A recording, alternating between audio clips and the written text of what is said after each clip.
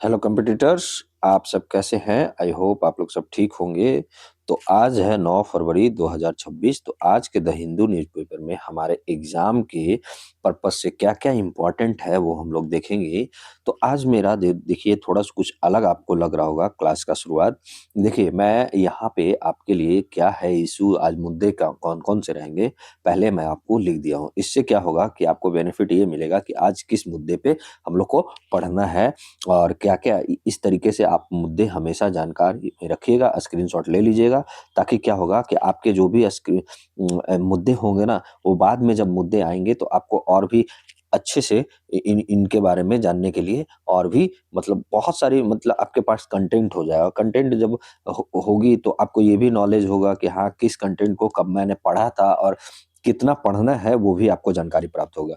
ठीक है? तो आज जो हमारा फर्स्ट मुद्दा रहेगा India Malaysia ink pact to expand strategic ties, ठीक है? जो इंडिया और मलेशिया के साथ किया गया है। व्हाई डज आपका थेवेटिस ग्लेशियर है मैटर, वो क्यों करता है, ठीक है? फिर थर्ड में है कि the data sharing policies of WhatsApp must be आपका स्क्रूटनाइज्ड थोरली।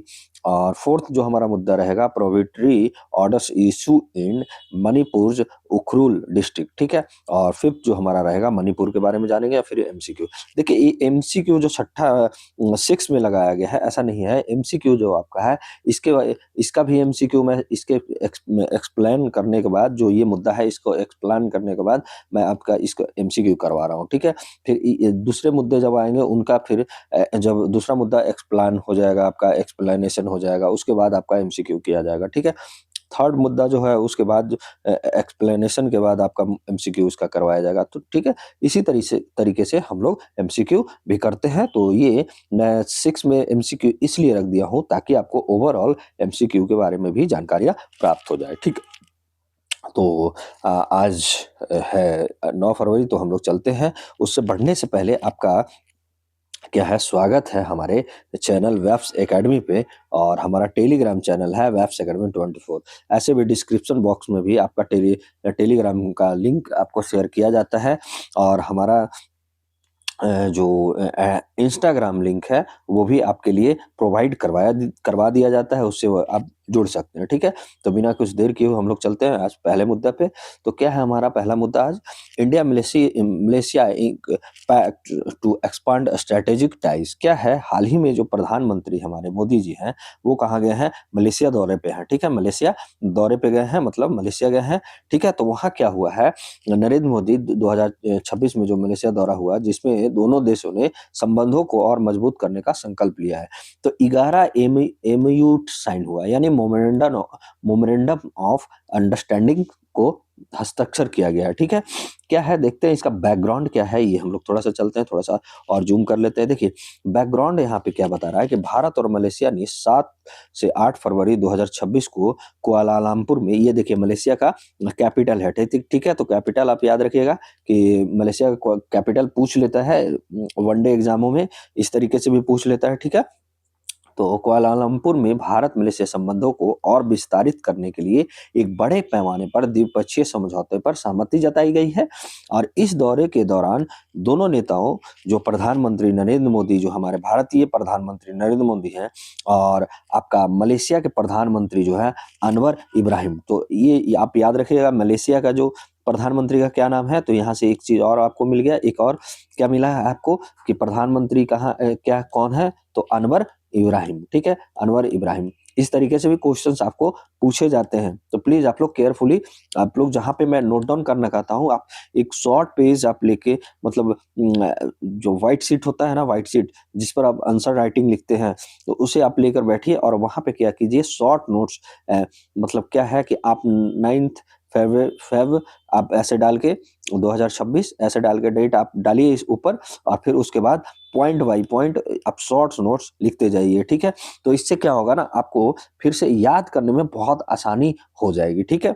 और आपका साथ-साथ में करंट का नोट्स भी आपका बनता चला जाएगा, ठीक है? तो अनवर इब्राहिम से क्या है कि आपसी सहयोग कई क्षेत्रों में गहरा करने का जोर दिया है। क्या हुआ है, ये प्रमुख उपलब्धियाँ इस समझौते का क्या-क्या है? तो वो हम लोग थोड़ा-सा देखते हैं क्या-क्या मेन जो उपलब्धियाँ इस समझौते का है। तो देखिए, क्या है 11 पहला जो है 11 मेमोरेंडम ऑफ अंडरस्टैंडिंग पर हस्ताक्षर हुए हैं। क्या है? भारत और मलेशिया के बीच कुल 11 एमओयूज़ पे और द्विपक्षीय दस्तावेज पर हस्ताक्षर किए गए हैं, जो कॉम्प्रिहेंसिव स्ट्रैटेजिक पार्टनरशिप को और मजबूत करेगा। यानी आपका जो कॉम्प्रिहेंसिव स्ट्रैटेजिक पार्टनरशिप था, उसको क्या करेगा और मजबूती प्रदान करेगा। ये 11 जो वही मेमोरेंडम ऑफ अंडरस्टैंडिंग पे साइन हुआ जो, ठीक है? उसके बाद दूसरा क्या है कि प्राथमिकता वाले सहयोग क्षेत्र, कौन-कौन है प्राथमिकता वाले? इन समझौते का दायरा व्यापक रहा है। देखते हैं जैसे प्रायोरिटी किन क्षेत्रों को दिया जाएगा प्रायोरिटी, तो वो हम लोग देखते हैं। पहला जो है हमारा सेमीकंडक्टर उद्योग में साझेदारी किया जाएगा। दूसरा जो है डिजिटल अर्थव्यवस्था, फिनटेक हो गया और एआई जो आपका आर्टिफिशियल इंटेलिजेंस पे सहयोग को बढ़ाएगा। और स्थानीय मुद्रा जो रुपया और रिंगित, देखिए रुपया तो हमारा इंडिया का है करेंसी, और रिंगित जो है आपका, रिंगित है ये कहाँ का करेंसी मान होता है? तो मलेशिया का, ठीक है? मलेशियन जो करेंसी हो गया आपका, कौन सा हो गया? रिंगित। तो यहाँ से शॉर्ट नोट्स एक और बिंदु आपको मिला, कौन सा? आपका ये रिंगित, ठीक है? ये ऐसे ऐसे जो फैक्ट होते हैं ना, फैक्ट ही आपको लिखना पड़ता है, बाकी कंसेप्चुअल तो आप खुद समझ जाते हैं। मेरे बताने से ही कंसेप्चुअल आप समझ जाते होंगे, ठीक है? तो व्यापार निपटने को बढ़ावा दिया गया, ताकि इससे देखिए, इससे आप कंसेप्ट, यहाँ कंसेप्ट क्या आएगा कि डॉलराइजेशन, जो डॉलर है उसका जो निर्भरता कम हो, ठीक है? डॉलर पर जो हम लोग निर्भरता है, आप सिर्फ जो व्यापार करते हैं कहीं से, तो डॉलर में ही किया जाता है, जो सर्वाधिक मान्य भी है। इससे क्या होगा कि आर्थिक निवेश और व्यापार को भी विस्तार मतलब मिलेगा, ठीक है? और हमारा अगला क्या है? रक्षा, सुरक्षा और आतंकवाद विरोधी भी सहयोग आपस में किया जा रहा है। स्वास्थ्य से लेकर, शिक्षा से लेकर, ऊर्जा, पर्यटन और संस्कृति के क्षेत्रों में भी सहयोग करने का ये इन क्षेत्रों में क्या है? सहयोग सहयोग की रूपरेखा से भारत मलेशिया संबंधों को बहुआयामी जो है स्वरूप को बल मिलेगा, ठीक है? तो ये आप याद रखिएगा, ओके? आगे चलते हैं कि जो थर्ड जो है ये आपका इसमें बात हुआ है आपका बैठक में। तो देखिए स्थानीय मुद्रा व्यापार और निवेश, जो मैं आपको पीछे बता रहा था कि दोनों देशों ने भारतीय रुपया और मलेशिया रिंगित में व्यापार निपटने पर जोर दिया है, जिससे क्या होगा, जिसे कौन सा आरबीआई, ठीक है, भारतीय आरबीआई, ठीक है, रिजर्व बैंक ऑफ इंडिया और बैंक नेगेरा, ठीक है, नेगारा नेगारा, ठीक है, नेगारा नेगारा कहाँ का बैंक है? ये आपका मलेशियन जो केंद्रीय केंद्रीय बैंक है वहाँ का, ठीक है? मलेशियन केंद्रीय बैंक जो है आपका नेगारा है, के सहयोग से आगे बढ़ाया जाएगा ये रुपया रिंगित में जो व्यापार होगा। इससे क्या होगा? विनियमन लागत और विदेशी मुद्रा जोखिम को कम करने में मदद मिलेगी। तो ये आप याद रखिएगा, ठीक है? अब यहाँ पे राजनीतिक और सामरिक महत्व थोड़ा-सा हम लोग देख लेते हैं। राजनीतिक एवं सामरिक महत्व क्या है इसका? तो पहला तो होगा कि व्यापार रणनीतिक साझेदारी होगी, ठीक है? व्यापार रणनीतिक साझेदारी होगी, ओके? यहाँ पे मैं आपको कहाँ बता रहा था, ये आपका क्या था? आपका रणनीतिक एवं सामरिक महत्व, ठीक है? रणनीतिक एवं सामरिक महत्व देखते हैं, तो पहला क्या है? व्यापारी रणनीतिक साझेदारी। क्या है? भारत मलेशिया संबंधों को अगस्त 2024 में देखिए कॉम्प्रिहेंसिव स्ट्रेटेजिक पार्टनरशिप का दर्जा दिया गया था, ठीक है? इस दौरे ने इस साझेदारी को और निर्णायक निर्णायक रूप से मतलब क्या है? आगे बढ़ा दिया है। और अगला जो है दूसरा जो बोला गया है कि ये क्यों महत्व है, सुरक्षा और क्षेत्रीय स्थिरता लाने के लिए दोनों पक्षों ने क्या किया है, आंतरिक सीमाओं पर, आंतरिक और बाह्य सीमा पर मतलब सीमा पर आतंकवाद, ठीक है, आतंकवाद से, समुद्री सुरक्षा से और खुफिया साझेदारी जैसे सामरिक मुद्दों पर सहयोग बढ़ाने का संकल्प व्यक्त किया है, ठीक है? कौन? मलेशिया और भारत ने। देखिए कितने मतलब क्या इसका व्यापक जो दृष्टिकोण अपना रहा है, ठीक है? यह कूटनीतिक दृष्टिकोण हिंद प्रशांत जो क्षेत्र है, इंडो पैसिफिक जो रीजन है, इंडो पैसिफिक आपका रीजन है, उसमें क्या है? स्थिरता लाएगा। स्थिरता को सुनिश्चित करने की दिशा में महत्वपूर्ण ये रहेगा, ठीक है? और थर्ड जो हमारे लिए सामरिक और राजनीतिक महत्व है रखता है कि बहुपक्षीय सहयोग, ठीक है? यानी मल्टी आपका कोऑपरेशन हो रहा है, ठीक है? तो ये क्या है? भारत ने संयुक्त राष्ट्र, आसियान भारत प्लेटफॉर्म और अन्य बहुपक्षीय मंचों पर सहयोग को आगे बढ़ाने का समर्थन किया है, जिसमें मलेशिया की भूमिका महत्वपूर्ण मानी गई है। तो ये हमारे लिए महत्व रखता है। अब इसका एनालाइज किया गया है, तो विश्लेषण अगर किया गया है तो बताया गया है ये राइटर के थ्रू। देखिए रणनीतिक और आर्थिक संतुलन इससे आएगा, ठीक है। कैसे? मलेशिया के साथ समझौते ने भारत की एक्ट ईस्ट जो पॉलिसी है, एक एक्ट ईस्ट पॉलिसी भारत का है, और हिंद प्रशांत इंडो पैसिफिक पर साझेदारियों को आर्थिक एवं सुरक्षा आयाम प्रदान किया है। एशियान क्षेत्रों में जो चौड़ी साझेदारी बढ़ाने के साथ चीन केंद्रित जो क्षेत्रीय प्रभाव को संतुलित करने में भी इससे क्या मिलेगा? मदद मिलेगा।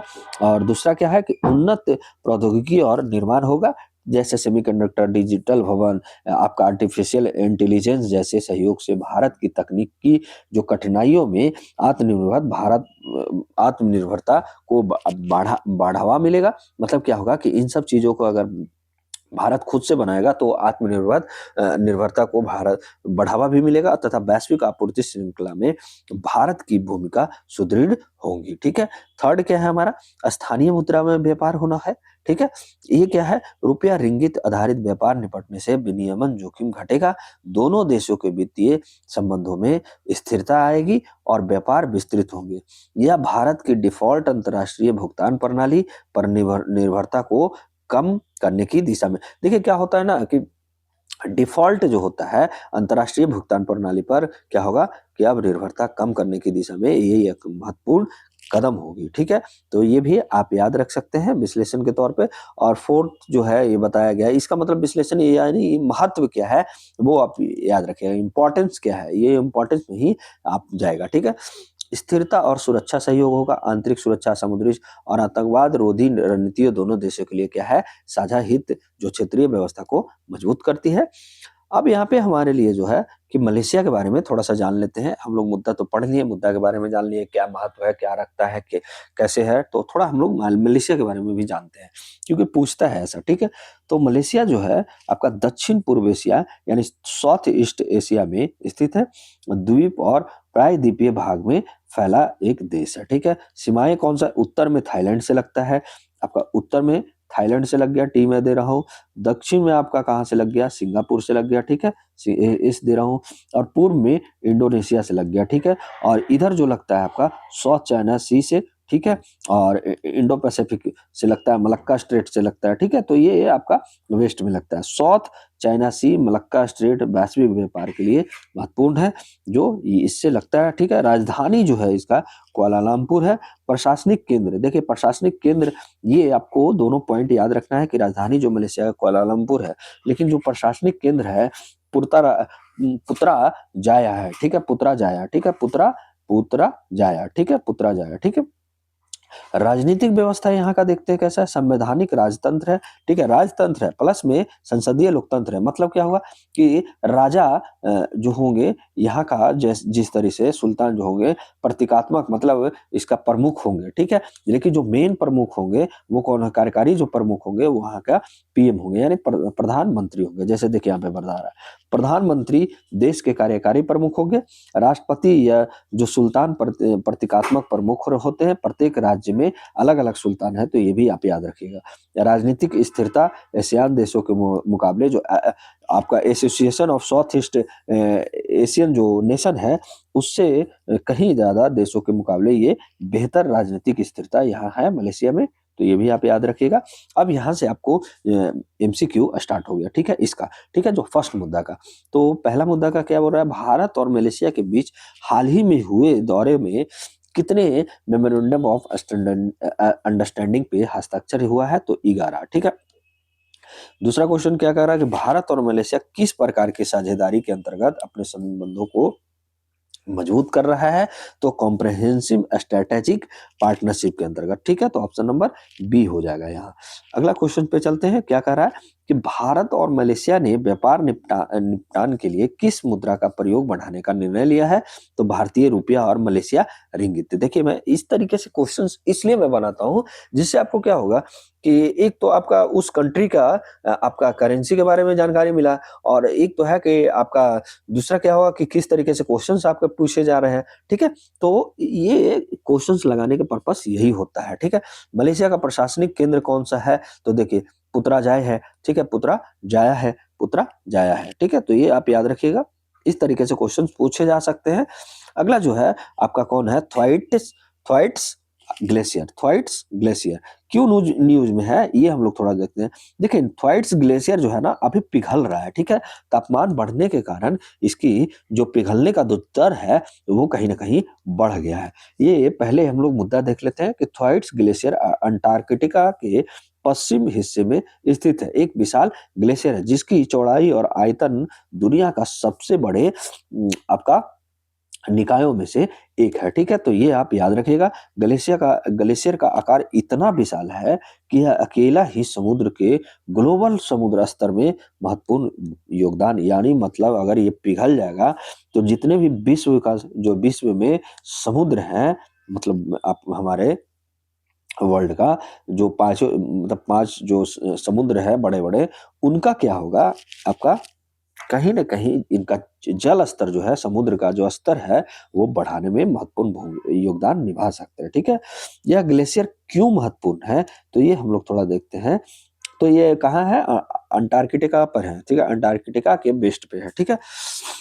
ये ग्लेशियर क्यों महत्वपूर्ण है, ये हम लोग थोड़ा देखते हैं। देखिए पहला जो इसका कारण महत्वपूर्ण का बनता है, क्यों कि समुद्र स्तर वृद्धि जो पर बड़ा प्रभाव ये डाल सकता है। वैज्ञानिकों के अनुसार देखिए यहाँ पे ये समझने लायक बातें हैं, सोचिए कितने भयावह स्थिति आ सकता है।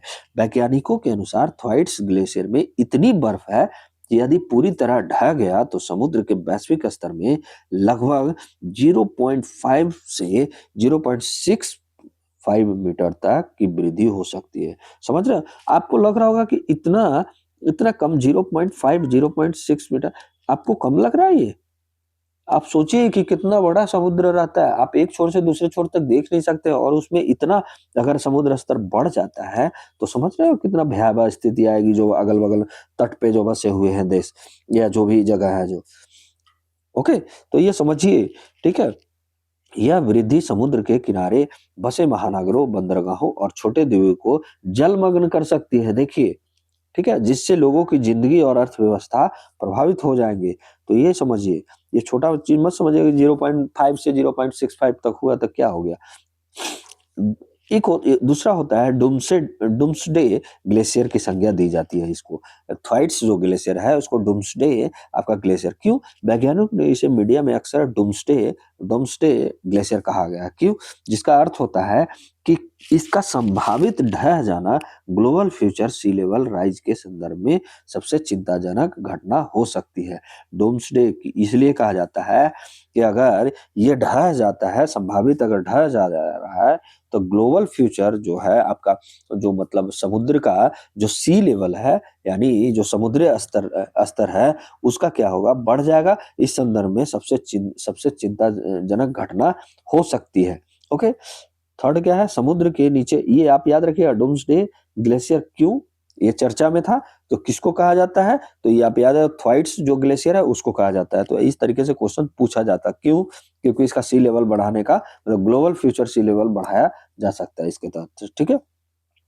थर्ड क्या है, समुद्र के नीचे गर्म पानी का प्रवेश, क्या है, थ्वाइट्स का हिस्सा उन हिस्सों पर स्थित है जहां जमीन समुद्र स्तर के नीचे ढलान में है, ठीक है, ढलान में है। ऐसे में गर्म जो समुद्री जल इसके नीचे तक पहुंच रहा है और बर्फ को भीतर से पिघला रहा है, समझ रहा है कि जैसे ढलान पे है, तो मतलब ये जो आपका जो जहां जमीन समुद्र के नीचे ढलान है, मतलब इसका, तो ऐसे में क्या होता है कि गर्म समुद्री जल इसके नीचे पहुंच जाता है और बर्फ को अंदर से ही पिघला रहा है, जिससे क्या है, ग्लेशियर और अस्थिर होता जा रहा है।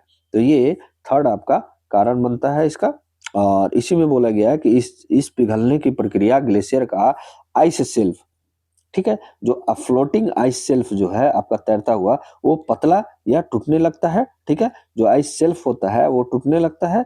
आइस शेल्फ ग्लेशियर की ढलान को धीमा रखता है, ठीक है, जो ढलता है ना आइस, मतलब जो ये आपका ग्लेशियर, उसको ये आइस शेल्फ अगर रहेगा तो जो प्रक्रिया मतलब धीमी कर देगी ढलने का, और अगर ये नहीं रहेगा तो पूरी तरीके से ढल जाएगा। इसे दरवाजे का ठोकर, ठीक है, जैसे कहा जाता है, ठीक है?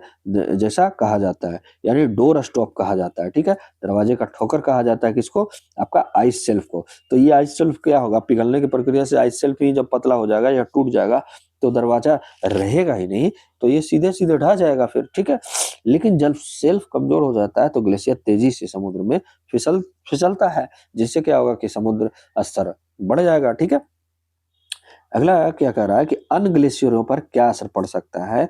तो ये देखते हैं, थ्वाइट्स ग्लेशियर न केवल स्वयं बड़ा है, बल्कि यह आसपास के पश्चिम आपका अंटार्कटिक आइस शीट जो है कि अन्य ग्लेशियर को भी बंधे हुए रखता हुआ यानी बांधे हुए रखता है। उसका ढहना अन्य ग्लेशियरों को भी की गति को भी तेज कर सकता है, जिससे समुद्र स्तर वृद्धि और तेज हो सकता है।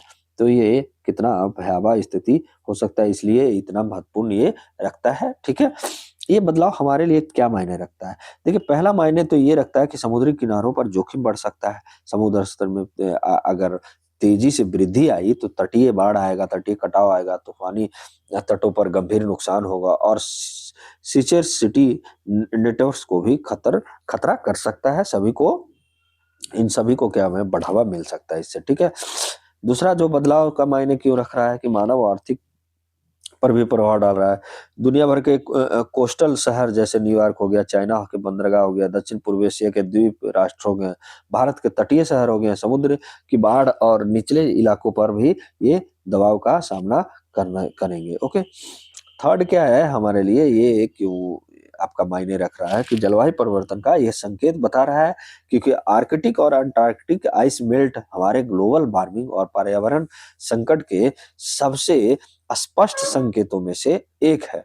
थ्वाइट्स का पिघलना दिखता है कि समुद्र और वायुमंडलीय तापमान वृद्धि ग्लोबल स्तर पर गहरे बदलाव ला रही है। यानी क्या हो रहा है कि जब समुद्र और वायुमंडलीय तापमान वृद्धि है, तभी तो ग्लोबल स्तर पर गहरे बदलाव ला रही है, ठीक है? तो ये आप याद रखिएगा।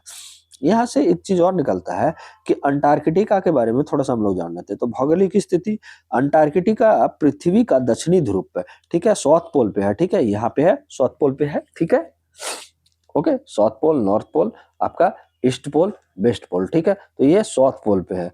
ये क्षेत्र लगभग जो है आपका 14 मिलियन वर्ग किलोमीटर आपका तक फैला है, जो भारत से 14 गुना बड़ा है। सोच लीजिए, भारत का क्षेत्रफल से 14 गुना। अब आप बताइए भारत का क्षेत्रफल कितना है? भारत का क्षेत्रफल कितना है मैं बता चुका हूँ। प्लीज आप लोग जो भी कमेंट करके, जो भी लर्नर पढ़ रहे हैं, आज नए हो या पुराने हैं, जो भी हो, आप प्लीज बताइएगा कमेंट करके, और कमेंट जरूर करके जाइएगा। इसका आंसर जरूर आप बताइएगा, एक लाइक भी जरूर कीजिएगा यार, प्लीज, आपसे रिक्वेस्ट होता है। और जो भी नए लर्नर है, प्लीज, जो भी सब्सक्राइब नहीं किया, प्लीज हमारे चैनल को सब्सक्राइब कीजिए। और 1000 सब्सक्राइबर का हम लोग का लक्ष्य है, जो जल्दी से आप लोग पूरा करवाइए, ताकि हमें भी मोटिवेशन मिलता रहे यार। और जो भी नए जो भी 1000 पहले सब्सक्राइबर होंगे, उन बच्चों के लिए फाउंडेशन कोर्स जो आ रहा है, उसके तहत से आपको आपका स्टडी गिफ्ट दिया जाएगा हमारे ऐप पे भी, ठीक है?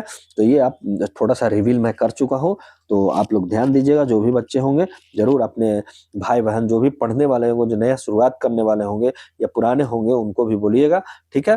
तो इससे आपको बेनिफिट भी होगा, और आप कहीं ना कहीं बिना आप आर्थिक तंगी के कारण अगर आप नहीं पा रहे थे, तो ये आपका एक अच्छा मौका है जो वेब्स एकेडमी आपको मौका देगा, ठीक है? देखते हैं, क्षेत्रफल दुनिया का सबसे शुष्क और ठंडा महाद्वीप है। तो ये भी आप, ये महाद्वीप है, ये याद रखिएगा, कॉन्टिनेंटल है। आसपास महासागर, दक्षिणी महासागर, सौदर्न ओशियन है। इसमें अधिकांश भाग बर्फ की मोटी परत से ढका हुआ रहता है। वेस्ट अंटार्कटिक आइस शीट और ईस्ट अंटार्कटिक आइस शीट, ठीक है? तो ये याद रखने योग्य बातें हैं। देखिए, यहाँ पे जलवायु और पर्यावरण क्या है, तो ये भी देखिए औसत जो एवरेज तापमान रहता है, माइनस में ही रहता है यहाँ पे, -20 डिग्री सेल्सियस से -60 डिग्री सेल्सियस। सोच लीजिए, सबसे ठंडा स्थान जो है आपका वोस्टोक स्टेशन है, ठीक है? तो ये आप याद रखिएगा, ये स्टार मार्किंग याद रखिएगा। माइनस 89.89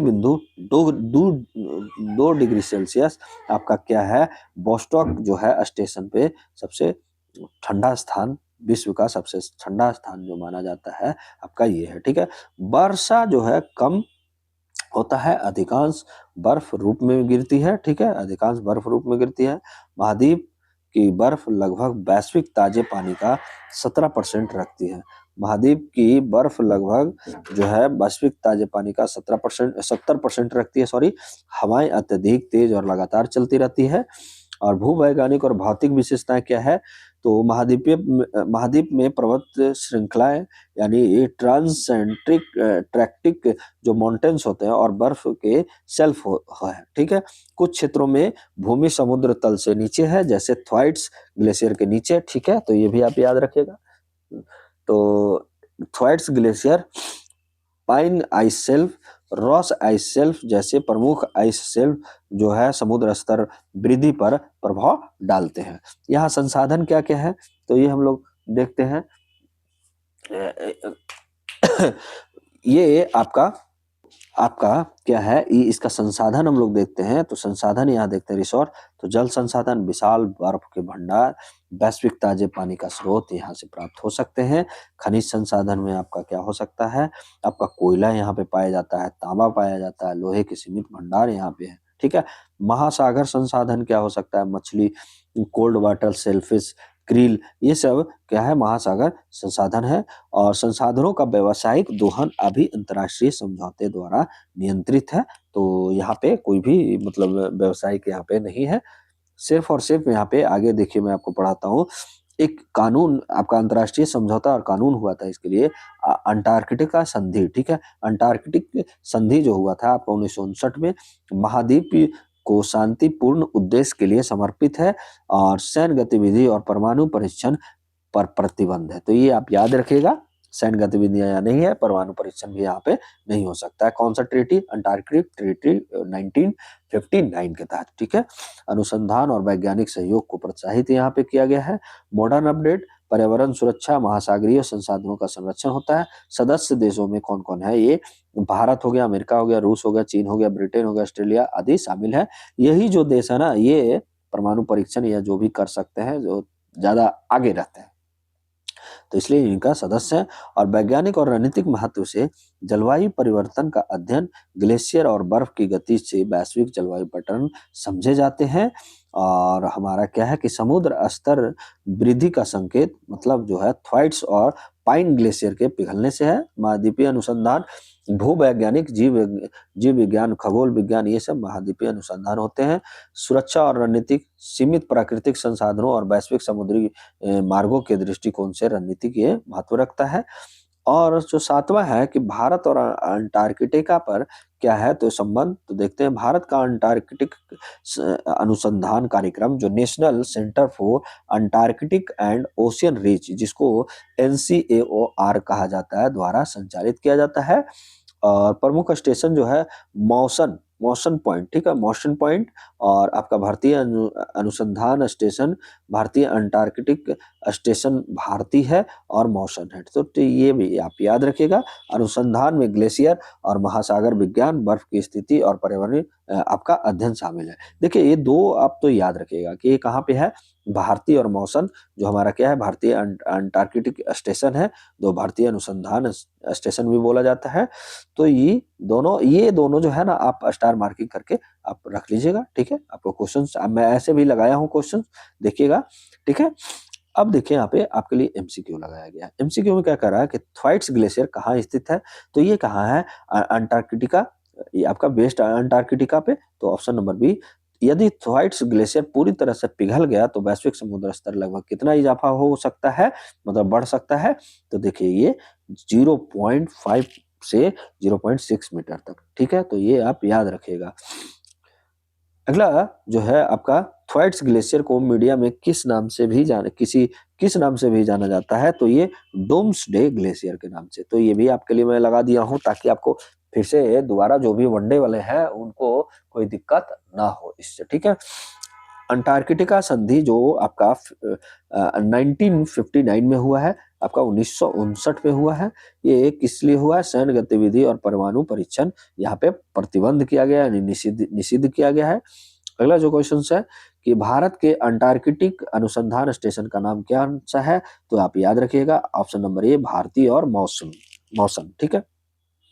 अगला क्वेश्चन क्या कर रहा है कि अंटार्कटिका के लिए साइन किए गए प्रमुख जो अंतर्राष्ट्रीय समझौते का नाम क्या है? तो अंटार्कटिक ट्रीटी 1959। ओके, तो ऑप्शन नंबर बी हमारा सही हो जाएगा। अब अगले मुद्दे पे चलते हैं। जो हमारा थर्ड मुद्दा है, क्या कर रहा है कि the data sharing policies of WhatsApp must be scrutinised thoroughly. क्या है ये बैकग्राउंड इसका, इस न्यूज का?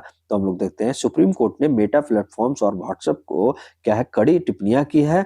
और मामला जो है 2021 में व्हाट्सएप द्वारा डाटा जो डेटा था ना साझा करने के अपडेट से जुड़ा है, जिसमें उसने इंस्टाग्राम और फेसबुक के साथ यूजर डेटा साझा करने की नीति लागू किया। देखिए, आज के डेट में है जो ना, अभी जो चल रहा है, सोशल मीडिया इतना खतरनाक हो गया है, लोग इतना खतरनाक बनाते जा रहे हैं कि अपने आप को उसके प्रति समर्पित कर दिए जा रहे हैं, ठीक है, कर रहे हैं। आप अगर उसको यूजफुल ही करें तो ज्यादा है। आप उसको अनयूज जैसे कोई भी काम कर रहे हैं तो वो आपके लिए हानिकारक हो ही सकता है, खतरा बन ही सकता है। लोग क्या देखते हैं कि कुछ भी। और प्लस में क्या है कि इसके पास से अगर डाटा जाता है तो आपका कहीं ना कहीं ये हमारा राइट टू प्राइवेसी का मुद्दा बनता है, जो ये मेटा द्वारा, आपका व्हाट्सएप द्वारा हनन किया जाता है। डाटा अगर कहीं साझा कर दिया जाता है तो आपका क्या है कि आपका राइट टू प्राइवेसी जो है, आपका कहीं ना कहीं ये राइट टू प्राइवेसी का हनन है, जो मौलिक अधिकार हमको प्राप्त है। और प्लस में क्या है कि देखिए, आपका 2020 का जो कोरोना काल आया था, आपका कोविड-19 जो आया था, उसके डेटा भी कहीं न कहीं आपका पीछे में बहुत पीछे में मुद्दा पढ़ा चुका हूँ, या जब मैं अपना जो कॉपी शेयर करता था, तो उसमें आपको कहीं न कहीं मुद्दा वो मैं बताया था कि जो हमारा कोविड-19 का जितने भी हम लोग जो टीका लिए थे, टीकाकरण हुआ था, यानी उसका वैक्सीन जो लिए थे, उनका जो डाटा है कहीं न कहीं लीक हो गया था, ठीक है? उनका डाटा चोरी हो गया था। तो ये कहीं न कहीं हमारा राइट टू प्राइवेसी का हनन हो रहा है, ठीक है? तो यही है, क्या है मामला जो है कि ये मामला जो है कंपटीशन कमीशन ऑफ इंडिया द्वारा लगाए गए 213.14 करोड़ रुपया के जुर्माने के खिलाफ अपील है, ठीक है? जो कंपटीशन कमीशन ऑफ इंडिया के द्वारा। व्हाट्सएप दुनिया का सबसे लोकप्रिय मैसेजिंग ऐप हो गया है। हाल ही में इसके डेटा शेयरिंग और प्राइवेसी नीति में बदलाव को लेकर वैश्विक और राष्ट्रीय स्तर पर बहस बढ़ी हुई है। और भारत में यह मुद्दा डेटा सुरक्षा, निजता का और डिजिटल अधिकारों से जुड़ा हुआ है, ठीक है? अब यहाँ पे जो है ना कि व्हाट्सएप डेटा नीति क्या ये किया है, तो ये थोड़ा-सा पॉलिसी जो लाया है, इसका आपका मेन जो है, आपका जो आपका पॉइंट है, वो हम लोग मेटा के साथ डेटा साझा करना। व्हाट्सएप और फेसबुक मेटा समूह की कंपनी है, ठीक है? ये यूजर की व्यक्तिगत जानकारी, मोबाइल नंबर, लॉग डाटा और ऑपरेटिंग सिस्टम की जानकारी आदि साझा की जा सकती है। व्यापारिक चैट जो है, बिजनेस चैट, व्यापारिक खातों के साथ बातचीत की जानकारी टारगेटिंग, मार्केटिंग उद्देश्य के लिए साझा हो सकती है। एन्क्रिप्शन का दावा है कि end to end encryption chat की सुरक्षा करता है, लेकिन मेटा द्वारा मेटा डेटा संग्रहण अभी भी संभव है। तो ये आपका पॉलिसी में अभी भी है। इसका लूप होल बताया गया है। उपयोगकर्ता सहमति और नियम, नए नियम स्वीकार किए बिना ऐप को उपयोग सीमित हो सकता है, ठीक है? जो बोल रहा है कि नया नियम जो है, स्वीकार स्वीकार किए बिना ऐप का उपयोग सीमित हो सकता है। इससे प्राइवेसी और डिजिटल अधिकारों पर बहस हुई है, ठीक है? तो ये कहीं न कहीं मुद्दा बन रहा है, ठीक है? अब भारत में प्रमुख चिंताएँ क्या है? तो ये हम लोग देखते हैं कि डेटा सुरक्षा अधिनियम का अनुपालन, जो भारत में पर्सनल डेटा प्रोटेक्शन बिल अभी भी लागू नहीं हुआ है, लेकिन नियम बनाने की तैयारी हो रही है। सार्वजनिक और निजी डेटा का दुरुपयोग, उपयोगकर्ता की जानकारी व्यक्तिगत, राजनीतिक और व्यावसायिक उद्देश्य के लिए उपयोग हो सकती है, जो कहीं न कहीं खतरा है, ठीक है? और संसदीय और न्यायिक दृष्टिकोण से क्या है कि डिजिटल निजता को संवैधानिक अधिकार, यानी राइट टू प्राइवेसी माना गया है। जो पुट्टू स्वामी जजमेंट जो आया था 2017 का केस में, उसके तहत बोला गया है, राइट टू प्राइवेसी माना गया है। तो ये आप ध्यान दीजिएगा। और यहाँ पे जो मेन हमारा जो पढ़ना था ना, आपका कंपटीशन कमीशन ऑफ इंडिया, वो तो था कि क्या हो रहा है दिल्ली में, क्या हम लोग वो जाने, ठीक है? थोड़ा-सा व्हाट्सएप के बारे में जाने, उसका पॉलिसी जो नया आया है, वो आगे आते रहेगा, मैं उसके ऊपर विस्तृत चर्चा भी करूँगा। लेकिन यहाँ पे देखिए, कंपटीशन कमीशन ऑफ इंडिया के बारे में हम लोग पढ़ते हैं कि जो सीसीआई है, भारत में प्रतिस्पर्धा यानी कंपटीशन को बढ़ावा देने और मोनोपोली प्राइस फिक्सिंग और अन्य संवैधानिक व्यापार प्रथाओं को रोकने के लिए गठित एक स्वायत्त निकाय है। यानी कैसा ये निकाय है? ऑटोनोमस ऑटोनोमस एक बॉडी है, ठीक है, रेगुलेटरी बॉडी है, ठीक है, ऑटोनोमस एक रेगुलेटरी बॉडी है जो क्या करता है कि आपका कंपटीशन को बढ़ावा देता है, मोनोपोली हो गया और प्राइस फिक्सिंग हो गया, अन्य असंवैधानिक व्यापार प्रथाओं को क्या करता है, ये रोकता है। इसी के लिए इसको गठन किया गया है, तो ये आप याद रखिएगा। स्थापना इसका कब हुआ है, तो कंपटीशन एक्ट के तहत 2002 के तहत ही इसका स्थापना हुआ है। मुख्य उद्देश्य क्या है कि उपभोक्ता हित की रक्षा करना और स्वस्थ प्रतिस्पर्धा सुनिश्चित करना। संगठन संरचना क्या है कि अध्यक्ष जो होता है, एक अध्यक्ष होता है और अन्य सदस्य शामिल होते हैं। स्वतंत्र कार्यकारी प्राधिकरण है और सरकार से ये बिल्कुल अलग होता है। निर्णय लेने की शक्ति क्या है इसके पास, नियम और कानूनों के अनुसार दंड दे सकता है, जांच कर सकता है, सुधारात्मक आदेश भी दे सकता है। इसका कार्य और शक्तियां क्या है, तो प्रतिस्पर्धा का निरीक्षण करना, मॉनिटरिंग कंपटीशन, बाजारों में कोई एकाधिकार ना हो, इस पर ये देखता है। शक्तिशाली कंपनियों का दुरुपयोग हो रहा हो या नहीं, तो ये अब देखता है, ये कंपटीशन कमीशन ऑफ इंडिया। कारोबार और व्यापारिक प्रथाओं की जांच करता है, ठीक है। कीमत तय करता है, कीमत कीमत तय करना, बाजार बंटवारा और प्रतियोगिता बाधित करने वाले समझौते को क्या करता है, जो एंटी एंटी कम्पिटिटिव एग्रीमेंट्स पर ये कार्रवाई करता है। अगर कोई कीमत तय कर दिया, आपका बाजार का बंटवारा कर दिया, मार्केट एलोकेशन कर दिया, प्रतियोगिता बाधित कर दिया, तो ये कहीं ना कहीं उस पर कार्रवाई करता है। संगठनात्मक और विलय अनुमोदन जैसे अप्रूवल और मर्जर एंड एक्विजिशन जो है उस पर भी काम करता है। बड़े विलय अधिग्रहण जो बाजार में प्रतिस्पर्धा को प्रभावित कर सकते हैं, उसकी जांच और अनुमोदन करता है। और सिफारिशें और आदेश इसका क्या है, दोषी कंपनियों को जुर्माना और प्रतिबंध या सुधारात्मक आदेश भी ये जारी करता है। उदाहरण के लिए कैसा है कि देखिए, जैसे आपको व्हाट्सएप और कंपटीशन कमीशन ऑफ इंडिया 2021 में व्हाट्सएप ने अपनी प्राइवेसी नीति बदली, जिससे यूजर डेटा फेसबुक, इंस्टाग्राम के साथ साझा होने लगा।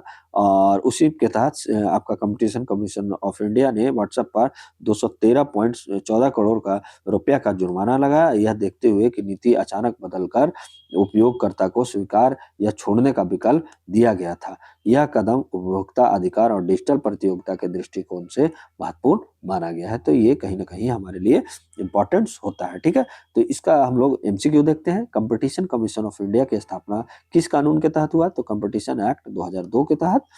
और अगले प्रश्न में आते हैं, आपका सीसीआई का मुख्य उद्देश्य क्या है, उपभोक्ताओं के हित की रक्षा करना और स्वस्थ प्रतिस्पर्धा सुनिश्चित करना, ठीक है। तो ऑप्शन नंबर बी यहाँ पे सही होगा।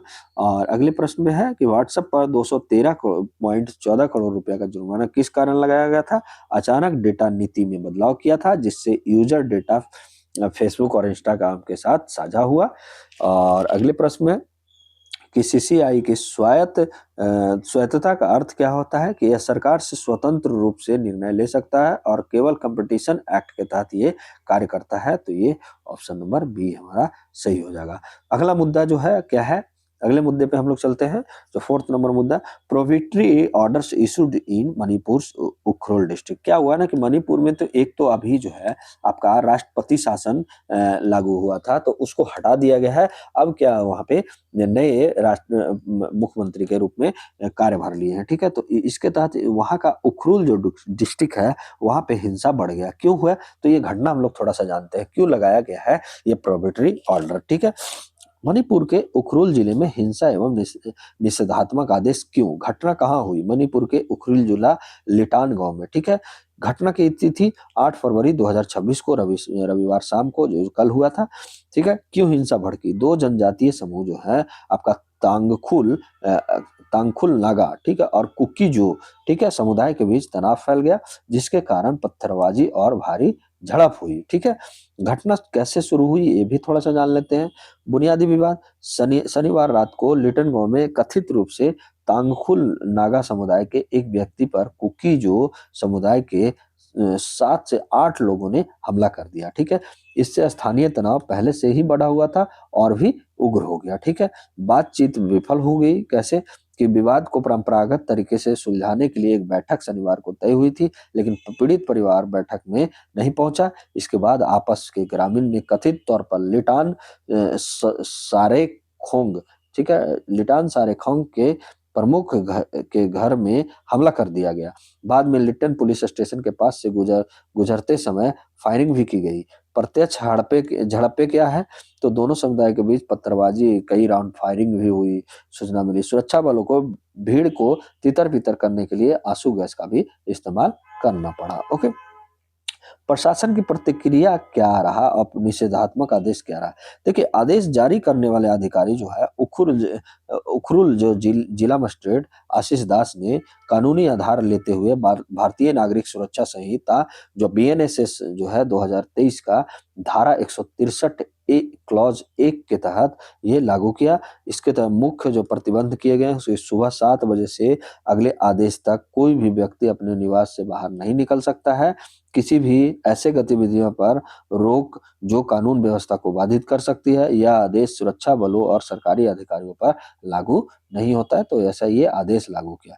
क्यों लगाया गया निषेधात्मक आदेश? तो प्रशासन ने अपने आदेश में स्पष्ट किया है कि पत्थरबाजी, फायरिंग जैसी जो हिंसक गतिविधियां हुई हैं, उससे क्या होगा कि शांति भंग और सार्वजनिक सुरक्षा के लिए गंभीर खतरा पैदा कर सकता है। इसके तहत मानव जीवन और संपत्ति में जोखिम उत्पन्न होने की आशंका थी। ऐसे में तुरंत कार्रवाई करना आवश्यक था। इसलिए हिंसा फैलने से रोकने और उत्तेजना को कम करने के लिए निषेधात्मक आदेश आवश्यक उपाय माना गया, ऐसा वहाँ के कलेक्टर साहब कह रहे हैं।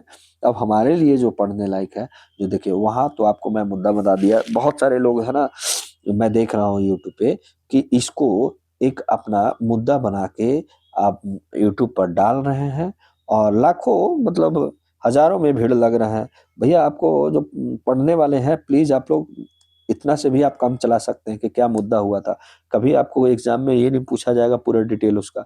लेकिन तब भी मैं यहाँ पे इसलिए लगाया ताकि आपको ये ना लगे कि सर उस दिशा में नहीं पढ़ाते हैं।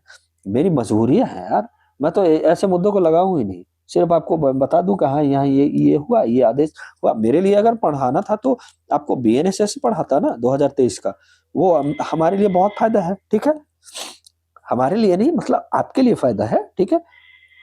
अब यहाँ पे हम लोग देखते हैं, बढ़ते हैं यार, बिना कुछ 1000 जो सब्सक्राइबर है प्लीज़ यार, मैं बोलता हूँ ये मेरी भी बोलने का ये मजबूरी है क्योंकि हमारा जो चैनल है अभी मोनेटाइज़ नहीं हो पाया है और हम लोग इतने सारे कोशिश कर चुके हैं। ऐसा नहीं है, आपके लिए वीडियो लगभग 230 आपका जो है 230 प्लस ही वीडियो मैं आपके लिए अवेलेबल करवा चुका हूँ, जिसमें लगभग 150 तो आपका लॉन्ग वीडियोज़ है, ठीक है? तो ये आप देखिए, बहुत सारे आप लोग को पॉलिटी मैं पूरा करवा चुका हूँ। आपका एमसीक्यू, आपका हिस्ट्री एमसीक्यू चल रहा है, आपका ज्योग्राफी एमसीक्यू भी चल रहा है, द हिंदू मैं डेली ले रहा हूँ। मैम आपका जेपीएससी का पूरा करवा रही हैं, जेटेट का पूरा करवा रही हैं, आपका अब नेट का भी आएगा, ठीक है? आपका जो नया जून में होने वाला है उसका भी सेशन आएगा।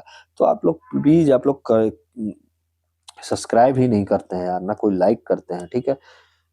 कुछ ही बच्चे जो हैं इतने ठीक है, जो भी सब्सक्राइबर अभी हुए हैं, प्लीज़ आप लोग भी तो कम से कम लाइक कीजिए, व्यू बढ़ाइए, तभी तो लोगों के पास जाएगा, तभी तो हमारा सब्सक्राइबर बढ़ेगा। प्लीज़ यार, आप लोग जो भी 1000 जो पहले बच्चे होंगे ना, उनका हमारे पास डाटा ज़रूर रहेगा और उनको जो भी आपका हमारे वेब्स अकेडमी की तरफ से आपको स्टडी गिफ्ट दिया जाएगा, ये आप याद रखिएगा, ठीक है?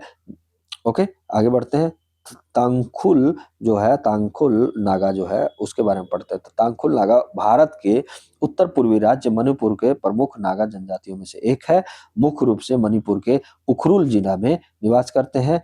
वह नागा जनजाति समूह का हिस्सा है, जो भारत और म्यांमार जो के सीमावर्ती क्षेत्रों में पाए जाते हैं। भौगोलिक स्थिति इसका क्या है? तो ये हम लोग थोड़ा-सा देखते हैं। मुख्य क्षेत्र जो है मणिपुर के उखरुल जिला और आस-पास के पहाड़ी इलाकों में।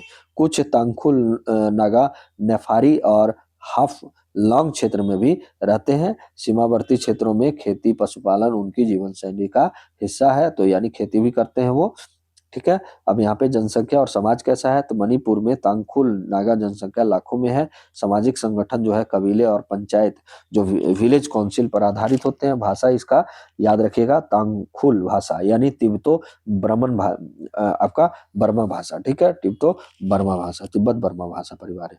धर्म जो है मुख्य रूप से ईसाई धर्म है, लेकिन पारंपरिक नागा रीति रिवाज अभी भी यहाँ प्रचलित है इनके बीच। अर्थव्यवस्था कैसा है, मुख्य रूप से कृषि आधारित है, जैसे चावल, मक्का और जड़ी बूटियों पर आधारित है। पशुपालन और हस्तकला भी इनका महत्वपूर्ण है, जैसे वीविंग हो गया, बम्बू क्राफ्ट्स हो गया, तो ये करते हैं। सीमावर्ती क्षेत्रों में व्यापार और स्थानीय हस्तशिल्प का इनका योगदान होता है, ठीक है।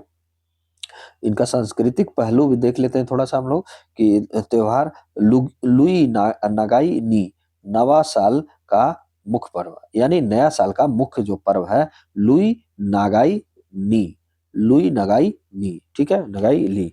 अन्य कृषि आधारित और सामाजिक उत्सव भी मनाए जाते हैं। संगीत और नृत्य, जरा परंपरागत लोक गीत गाया जाता है, नृत्य में समाज की रीति रिवाज झलकती है, ठीक है। कला और शिल्प, कपड़े बुनाई, लकड़ी, बांस की कला, ये सब इनकी कला है। राजनीतिक और सामाजिक संदर्भ में क्या है कि तांगखुल जो नागा है, नागा शांति और एकता आंदोलन में सक्रिय रहे हैं। मणिपुर में जातीय और समुदाय आधारित तनाव में अक्सर ही सुरक्षा और प्रशासनिक विवादों से प्रभावित रहा है। उखरुल जिला की हाल ही की हिंसा जो है आपका तांगखुल नागा और कुकी जो समुदाय के बीच झड़प इसी संवेदनशीलता का उदाहरण है, ठीक है। आगे चलते हैं। आगे जो कह रहा है हमारा कि कुकी जो समुदाय के बारे में थोड़ा सा पढ़ लेते हैं। देखिए, कुकी जो समुदाय भारत के उत्तरी पूर्वी राज्यों में पाए जाने वाले एक महत्वपूर्ण जनजातीय समूह है, ठीक है। तो ये आप याद रखिएगा, यह समुदाय मुख्य रूप से मणिपुर, नागालैंड, मिजोरम और असम में बसा हुआ है। तो ये पॉइंट आप याद रखिएगा, मणिपुर में ही नहीं, मणिपुर के अलावा नागालैंड, मिजोरम और असम में पाया जाता है, ठीक है। कुकी जो आपका समूह में कई उप समुदाय आते हैं, जैसे आपका थॉडू आया, ठीक है, पैती आया, हमर आया, वेपी आया, सिमती आया, तो ये सब एक क्या है, इसका उप समुदाय है। ये आपका तिब्बत बर्मा भाषा परिवार से संबंधित भाषा बोलते हैं, ठीक है। तो ये भी आपका जो तांगखुल आपका नागा के जैसे ही भाषा बोलते हैं। भौगोलिक स्थिति इसका क्या है, तो मणिपुर का चुरांग चूरा चांदपुर जो है और उसके पास जिला के पास मिलता है, नागालैंड में मिलता है, मिजोरम में मिलता है, असम में मिलता है, ठीक है। सिंचित और पहाड़ी इलाकों में खेती और पशुपालन उनकी जीवन शैली का हिस्सा है। जनसंख्या और समाज देखते हैं तो मणिपुर में कुकी जो की जनसंख्या लाखों में है।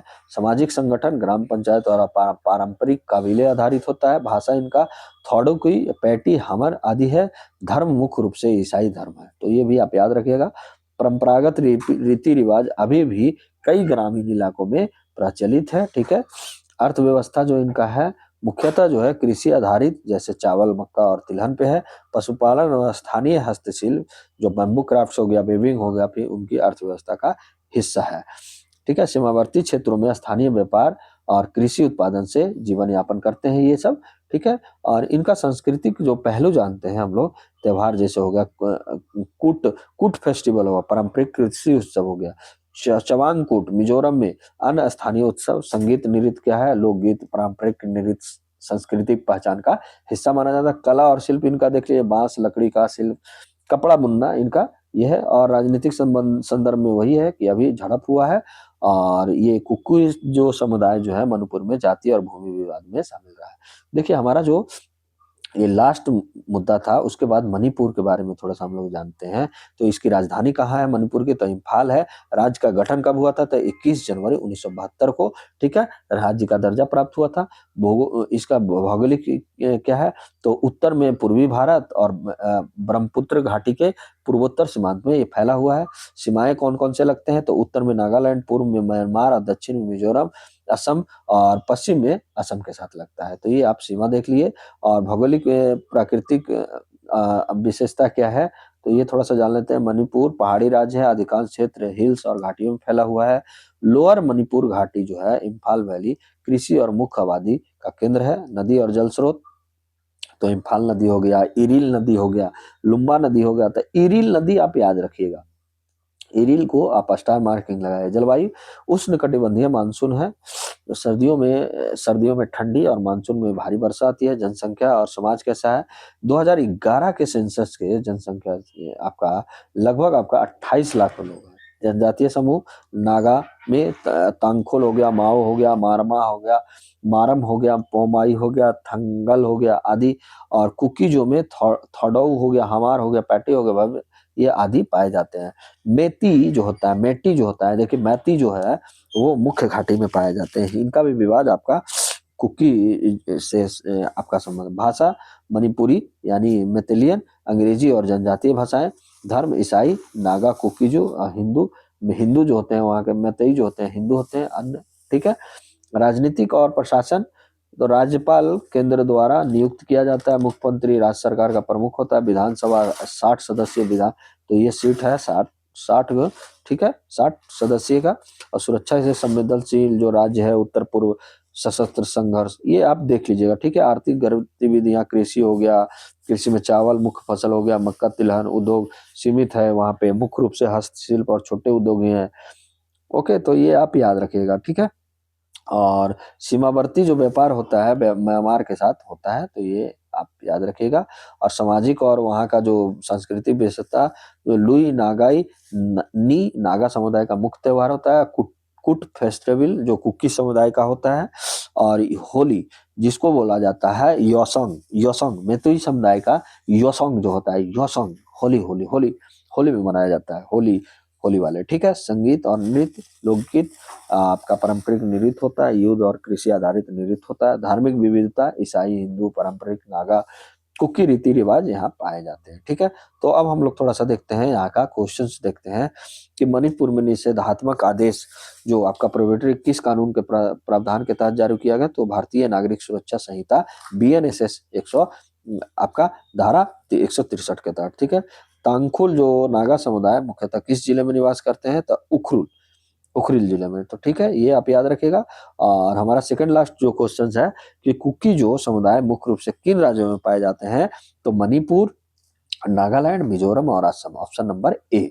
और तांगखुल नागा और कुकी समुदाय की मुख्य भाषा परिवार का कौन सा है, तो तिब्बतन, तिब्बतो बर्मन, ठीक है। तो आपका ऑप्शन नंबर यहाँ पे सी हो जाएगा। आज का क्लास कैसा लगा, आज का सेशन कैसा लगा, आप कमेंट बॉक्स में ज़रूर हमारे फीडबैक दीजिएगा।